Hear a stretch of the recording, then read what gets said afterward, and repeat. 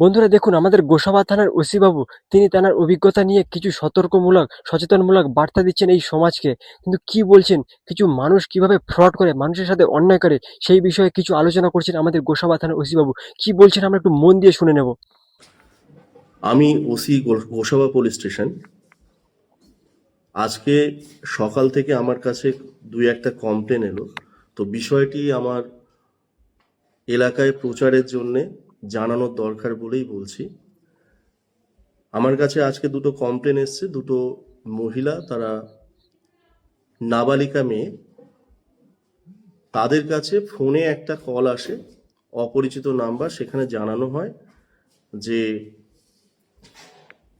ওর কোনো অশালীল ছবি নেটে ভাইরাল হয়েছে এবং ওর বোনের বা ওর দিদির এরকম ঘটেছিল, তাকে কেউ একজন হেল্প করেছে, কোনো সাইবার ক্রাইমের অফিসার।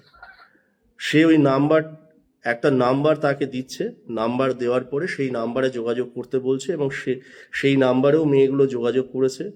যোগাযোগ করার পরে তাকে বলা হচ্ছে যে এই ছবি যেটা পোস্ট হয়েছে সেটা যে আপনারই ছবি আছে, সেটা ম্যাচ করানোর জন্যে আপনার নিজের একটা ছবি দিতে হবে।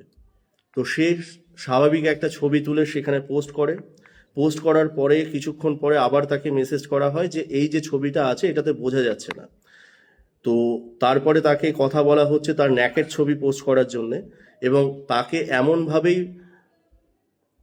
কথা বলা হচ্ছে, মেয়েটা সেই অফিসারকে সত্যি ভেবে, এবং যে মেয়েটাকে এমনভাবে কথাগুলোকে বলানো হচ্ছে যে তাকে বিশ্বাস করে সেই ছবিগুলো পোস্ট করে দিচ্ছে। পরবর্তীতে যেটা হচ্ছে, কিছুক্ষণ পরে আবার বিভিন্ন নাম্বার থেকে ফোন আসা শুরু হচ্ছে যে আপনার, সেই মেয়েটিকে ফোন করছে যে আপনার ছবি আমরা বিভিন্ন জায়গায় দেখতে পাচ্ছি, তো আপনার এই ছবিগুলো কিভাবে এলো।